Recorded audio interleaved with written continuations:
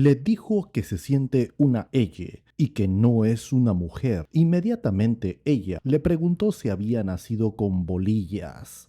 Ella se incomodó y lo verás en este video. En él, una reportera le hace recordar a una señorita la realidad de sus gónadas. Mira el video completo y dime qué opinas.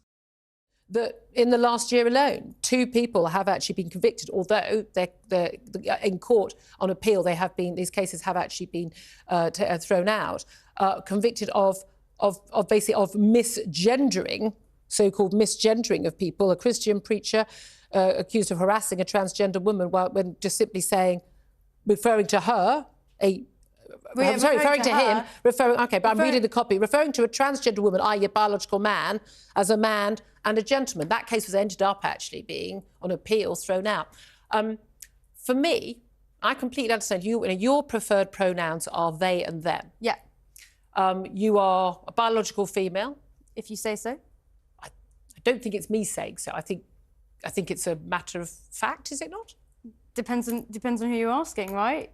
But there's a difference. You understand there's a difference between sex and gender. I totally get that. So you were born. Yeah. And you didn't have dangly bits. So I'm going to guess you were. Are you on live TV asking what my genitals look like? I'm saying that biologically, you were on your birth certificate. You were. Julie, if you want to see what my genitals look like, buy me a drink first.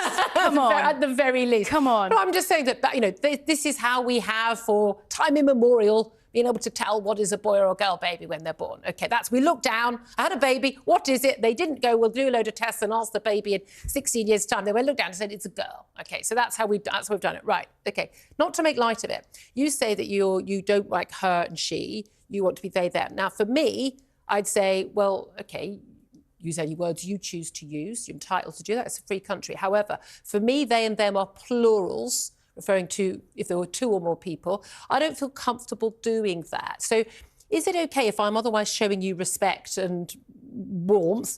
Is it okay for you? Do you think it's okay for me to say, I don't want to do that? I find it offensive to be asked to misuse language in that way, as I view it. I mean, we could debate all day back and forth about the use of gender-neutral pronouns as a singular or a plural of a pronoun. Like, you've got academics, scholars, people involved in language and to much greater depth than me who will say that using they, them as a singular pronoun is, in fact, entirely an appropriate way to use that word. If you don't want to do it, fine. I've been on the show before and you've referred to me as a woman, you've referred to me as she or her before.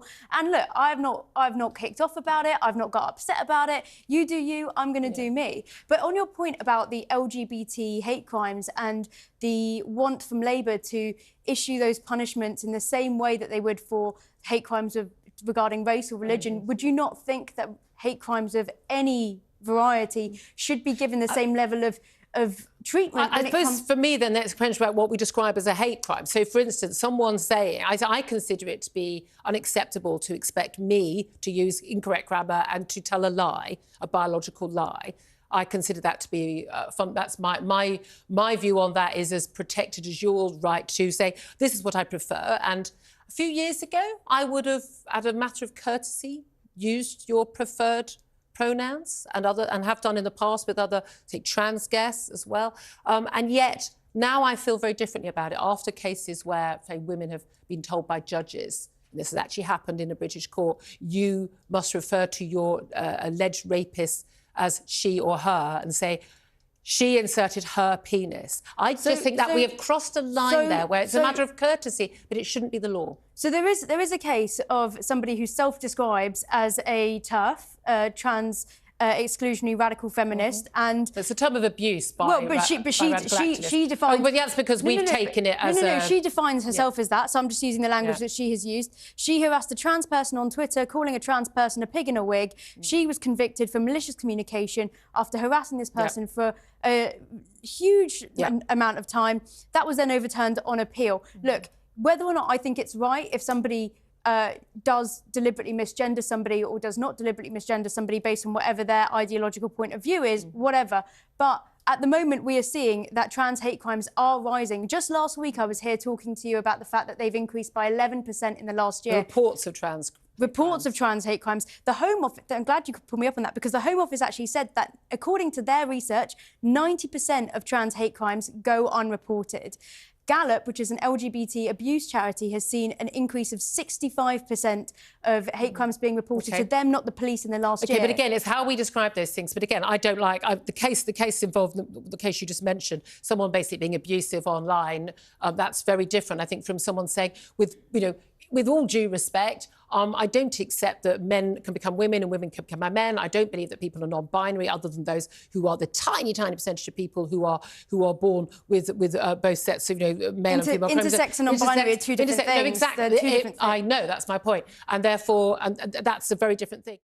Identificarse con un pronombre plural como nosotros, ellas, o una modificación como ella, o en el caso del idioma inglés con they y them, cuando se refiere a una sola persona, puede generar confusión y dificultades de comunicación. Daré un ejemplo. Juanita Legión, una persona con una personalidad un tanto peculiar, entra a una tienda de ropa y se dirige al vendedor. Luego Juanita Legión dice: hola, nosotros queremos probarnos esos pantalones de la vitrina, por favor. El vendedor, un poco confundido y asustado, mira a su alrededor buscando a quién más se está refiriendo Juanita Legión, pero no ve a nadie más en la tienda. Después de un momento de desconcierto responde: claro, pero ¿dónde está el resto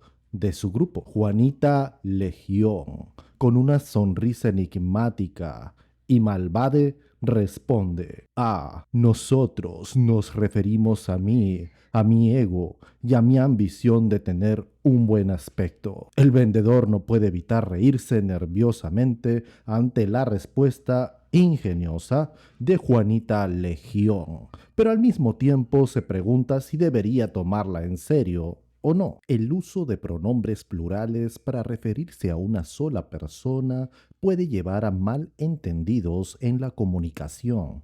Los pronombres están diseñados para indicar el número de personas o cosas a las que se refieren, y utilizar un pronombre plural para una sola persona puede hacer que sea difícil entender quién o qué está siendo referido. Los pronombres están diseñados para indicar a quién o a qué se refieren en una oración. Cuando se utiliza un pronombre plural como nosotros o ellas para referirse a una sola persona, se crea ambigüedad sobre quién o qué está siendo referido. Por ejemplo, si alguien dice nosotros fuimos al supermercado, puede ser confuso para los oyentes determinar si se refiere a una sola persona que está hablando en nombre de un grupo más amplio o si se está hablando de sí mismo en plural. La ambigüedad en el referente puede dificultar la comprensión de la conversación, especialmente si hay múltiples interlocutores o temas en juego. Los oyentes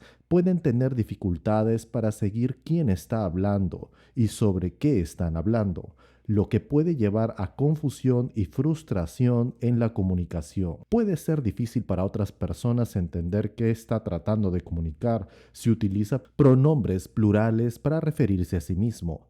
Esto podría causar frustración y dificultades en la comunicación efectiva. ¿Y tú qué opinas? ¿Atenderías a Juanita Legión? Déjamelo saber en los comentarios. Y aquí culmina este video. Si te gustó, dale like. Comenta el video y compártelo. Asimismo, si te gusta este tipo de contenido, suscríbete a nuestro canal. Gracias, hasta luego. Yo soy Legión, porque somos muchos.